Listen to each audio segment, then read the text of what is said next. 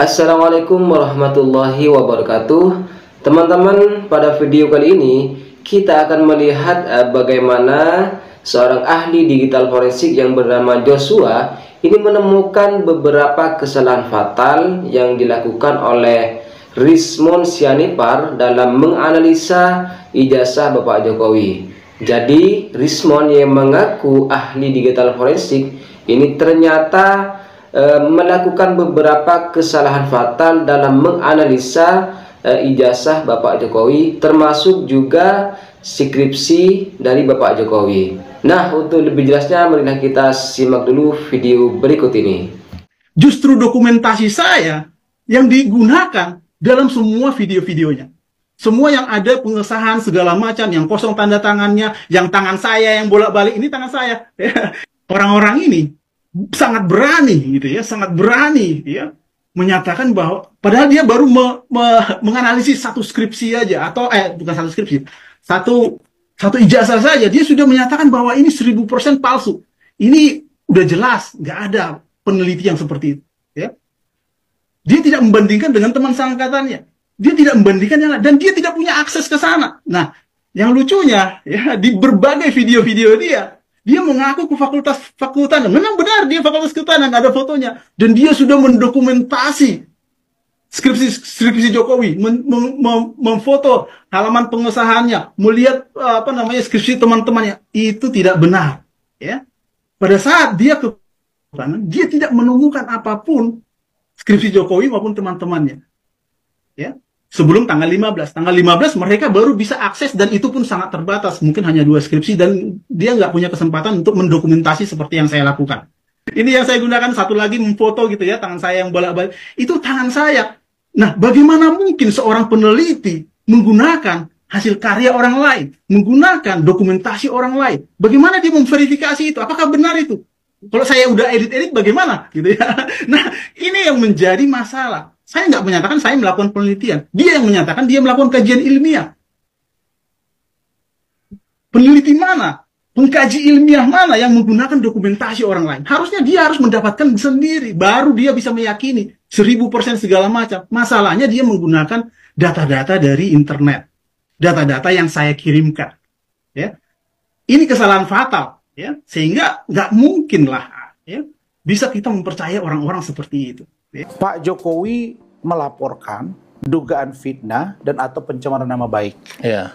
Nah, Pak Jokowi membuat laporan, saya masih ingat kata-kata beliau, saya sudah dihina sehina-hinanya, Ya. saya sudah direndahkan serendah-rendahnya. Ya. Biarlah saya menempuh upaya hukum. Ya. Karena memang dia lihat bahwa gerakan-gerakan pembangunan opini publik di luaran itu luar biasa. Nah, saya juga jujur aja Bang LE, Ya. saya nggak sampai kebayang sama saya, kok sampai tokoh-tokoh sekelas Roy Suryo, teman saya, dan teman-teman yang lain tuh datang ke kediaman Pak Jokowi, gitu loh. Iya. Nah, datang ke Nantang banget gitu ya? Nantang banget. Iya. Dan yakin banget. Iya. Yakin banget bahwa ini ijazahnya palsu. Iya, iya. Nah, saya ini dilaporkan ijazah palsu juga, Bang. Iya, iya. Kan saya dilaporkan tahun 2022 dan SP3. Apa indikatornya? Nah, kan ini Bang, indikatornya adalah ketika lembaga yang mengeluarkan itu menyatakan itu sah, kemudian tanda tangannya sah, orangnya ada, tahunnya ada, database-nya ada, Ya. maka Selesai. clear. Iya. Nah, tetapi mereka ini justru sangat percaya diri. Hakul yakin katanya bahwa ijazah ini palsu. Pertanyaannya, kalau dinyatakan itu palsu, pembandingnya yang aslinya Asli mana? mana? Ya. Kan gitu Bang. Iya. Nah, ternyata ketika saya lihat di TV, pernyataan dari Rizmon, pernyataan dari Roy Suryo, Pak Rizal, Dr. Tifa, saya melihat bahwa ternyata mereka menganalisa postingan dari kader PSI. Ya. Di salah satu Ya. di artificial intelligence ya. Ya. Ini yang mereka uji. Nah, pertanyaannya, yang diuji ini fisiknya, Iya. iya kan? Iya. Atau bahan elektroniknya. Kan begitu. Iya. Nah, Roy Suryo bilang, kami sudah lihat ketika diserahkan waktu kami datang ke Gajah Mada, dikasih terus saya foto. Oke? Iya. Apakah foto itu sama dengan yang diberikan. Kan nggak bisa juga mereka mengatakan dikasih kami ada foto kok ini yang sah, kan begitu? Nggak bisa juga. Jadi menurut saya kalau kita melaporkan sesuatu yang katanya palsu, maka yang asli ada di kita.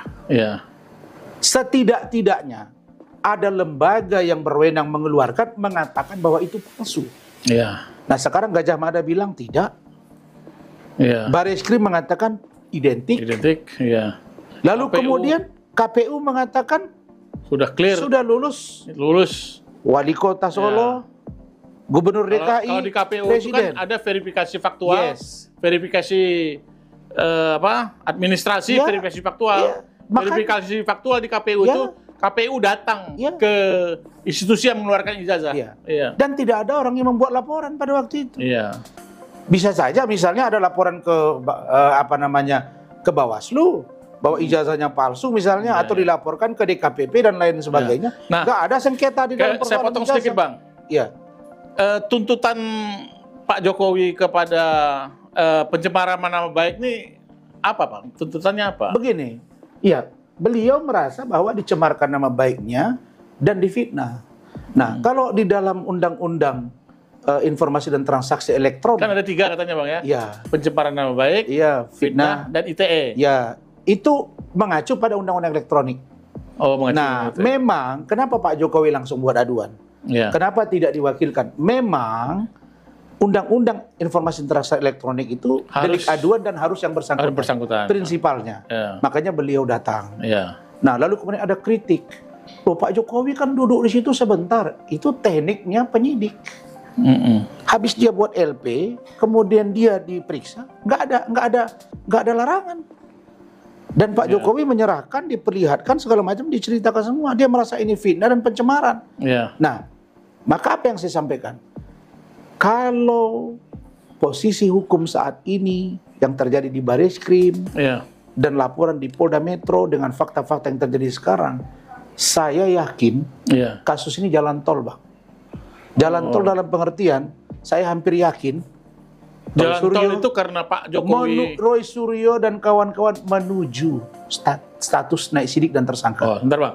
Jalan tol maksud Abang itu karena figur Pak Jokowinya? Atau memang perkara ini jelas? Kasus dugaan fitnah dan pencemarannya hampir yakin saya jalan tol untuk mengejar Roy Suryo dan kawan-kawan. Saya hampir pasti yakin naik sidik dan tersangka. Tinggal bagaimana Pak Jokowi mengelola hatinya. Kalau Pak Jokowi merasa ini saya maafkan, selesai karena ada delik aduan. Tapi kalau beliau mengatakan tegakkan hukum, maka bagi saya berat. Nah pertanyaannya, Simon bilang, kami tidak percaya dengan lab krimnya Mabes. Kita akan bawa keluar. Itu boleh-boleh saja. Tetapi untuk dibawa keluar itu bagaimana? Nah pertanyaannya, kami nggak percaya dengan Polri. Kalau nggak percaya sama Polri, kenapa buat pengaduan di Polri? Kan begitu, Bang. Nah kalau Anda tidak percaya dengan penegakan hukum, kenapa Anda minta diusut ijazahnya? Kan kalau udah nggak percaya di Republik ini kan? Ada lagi yang bilang Pak Jokowi tidak demokratis. Ini kan bagian dari kritik. Menurut Abang gimana itu? Bukan kritik. Kalau mengatakan ijazah orang palsu, wah ngeri itu. Fitnah sama kritik nih apa bedanya? Kalau kritik itu mungkin misalnya, itu Pak Jokowi kan kelihatan KKN dukung Gibran, itu masih kita toleransi. Tapi kalau yang prinsip ijazah itu masalah legalitas seseorang, itu nggak bisa main-main, Bang. Saya merasakan itu, dan itu nggak gampang, itu berat untuk keluarga, anak, cucu dan negara. Tapi Abang berharap ini Pak Jokowi memaafkan mereka dalam perspektif sekarang inilah. Ini kan ada aksi reaksi begitu Bareskrim mengumumkan identik, ada lagi tanggapan, wah ini polisinya diragukan segala macam. Ini bahagian dari dinamika yang terus dibangun kan? Menurut saya sangat tergantung dari sikap Roy Suryo dan kawan-kawan. Kalau mereka cepat minta maaf, menginisiatifkan diri untuk mencari jalan tengah, minta maaf ke Pak Jokowi, saya yakin Pak Jokowi maafkan. Tapi kalau mereka bersikukuh dan tidak mempercayai semua proses yang ada, saya kira Pak Jokowi pasti. Makanya pengacaranya ngomong, kalau besok Pak Jokowi tidak komentari lagi kasus ini, apakah Anda diam? Kan pernah ditanya di salah satu TV swasta. Pengacaranya bilang, tunggu dulu nanti kami lihat. Lah itu tadi Bang. Jadi nggak pernah berkesudahan. Jadi menurut saya, kan periodisasi Pak Jokowi udah selesai. Terus mereka ada yang bilang, oh enggak, mereka sekarang lagi nyari ijazah Gibran. Palsu apa enggak lah. Satu kasus belum selesai, nambah lagi Bang. Saya takut nanti Indonesia ini dicap orang di luar, udah presidennya juga ijazah palsu, wapresnya lagi. Ini apa ini kerja kita ini? Gitu loh Bang. Nah saya di kesempatan ini, bikin gaduh. Saya di kesempatan ini ada yang saya kritisi dari Pak Mahfud, abang kita Bang. Beliau pakar hukum. Banyak referensi pemikiran beliau yang saya jadikan dasar hukum. Tapi di kasus ini saya agak kaget. Pak Mahfud bilang begini, seandainya, kalau saya nggak salah kutip ya, seandainya pun ijazah Pak Jokowi itu palsu, maka tidak ada resiko bagi negara. Saya nggak habis pikir kata-kata itu. Menurut saya, ketika itu dinyatakan palsu, lalu kemudian dianggap tidak ada konsekuensi hukum dan atau konsekuensi bernegara, itu nggak mungkin Pak. Semua produk yang lahir dari seorang presiden yang berijazah palsu itu akan batal demi hukum. APBN yang digunakan, menteri-menteri yang diangkat, jenderal ini, itu namanya. Dan itu nggak mungkin terjadi Bang. Kenapa? Karena verifikasi. Siapa yang harus disalahkan? KPU. Kalau mau jujur, KPU yang harus diproses.